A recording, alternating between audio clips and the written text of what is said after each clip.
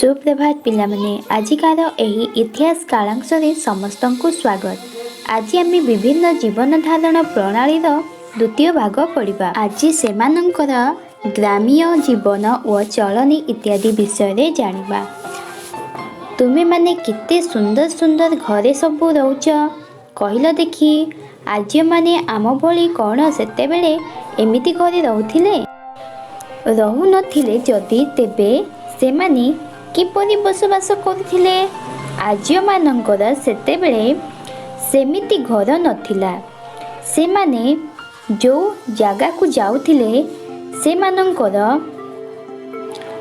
हाथ हथियार व विभिन्न सामग्री सेमानक सहित नेकी जाउथिले।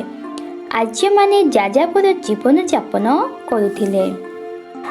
एठी प्रश्न उठे जाजापर पुणी कौन? जो मानकर निर्दिष्ट वासस्थान न थाए सेमानंकु जाजापर कुहंती। ऋग्वेद अनुसारे दलर लोकंकु जन कुहाजाए। जन एक संस्कृत शब्द। जनः अर्थ लोक। दलर केतेक संगठन को बीस कुआ जाउथिला। जेमिति कि गो चालन करिबा एक संगठन, जलसेचन करिबा एक संगठन, एमानंकु बीस कुहा जाउथिला। परिवार व ग्रामर मुख्य को कुलप व प्रजापति बा ग्रामीण कुहा जाउथिला। सेतेबेले राजतंत्र व्यवस्था थिला एवं आम देश रे कि शासन व्यवस्था चलीछि? एबे आम देश रे गणतंत्र शासन व्यवस्था चली। गणतंत्र शासन रे लोक माने होछंती मुख्य, किंतु राजतंत्र शासन रे राजा होछंती सर्वक्षमताशाली। आर्य मानकर कृषि व गोपालन मुख्य जीविका थिला। से समय रे घोष और लोपामुद्रा आदि नारी माने वैदिक मंत्र रचना व पठन करथिले। आर्य मानक समय रे लोक माने तीन श्रेणीर थिले, जेमिति कि राजा, तांको कर्मचारी, योद्धा माने शासक श्रेणीर अर्थात से माने प्रथम श्रेणीर।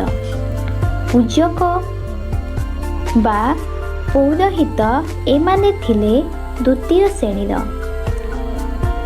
साधारण लोक बा जन एमाने थिले तृतीय श्रेणीर अटंती।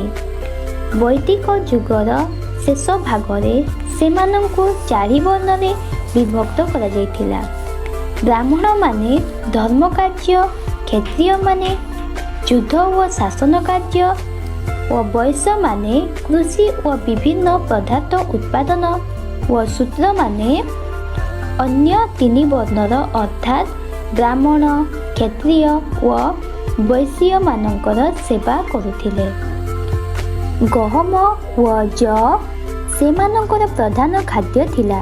अच्छा, आमर प्रधान खाद्य कौन?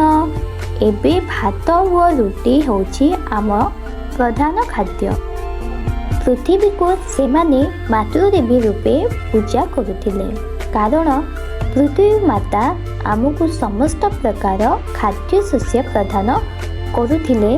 तेणु से होछंती माता बोली आर्य मानकर विश्वास थिला। सेतेबेले पांचटी कोठरी थिबा घरे शासक माने बा सम्भ्रांत माने रहुथिले।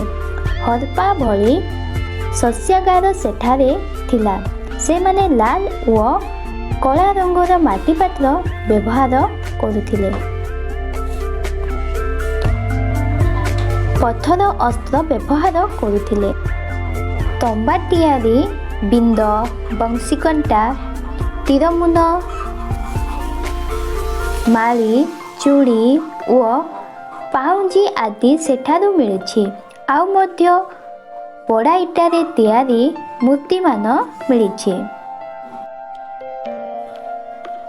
सेमाने जौ, गहम, मुसर, मटर, मक्का, बाजरा, धान व सिंब आदि शस्य ଉତ୍ପାଦନ କରୁଥିଲେ।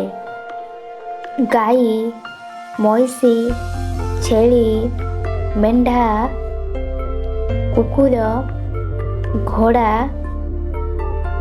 ଗଧ, ଘୁଷୁରୀ, ହରିଣ, ଗୁଣ୍ଡୁଚି ମୂଷା ଆଦି ପ୍ରାଣୀଙ୍କର ଅସ୍ଥି ମିଳିଛି। କୁମ୍ଭୀର, କଇଁଛ, କଙ୍କଡ଼ା ଓ ମାଛ ଆଦିର ସନ୍ଧାନ ମଧ୍ୟ ମିଳିଛି। ମାଛ, ମାଂସ, ଗାଈ କ୍ଷୀର, ଜାମୁ ଓ ଖଜୁରୀ ଆଦି କୋଳି ସେମାନେ ଖାଉଥିଲେ ବୋଲି ଜଣାଯାଏ।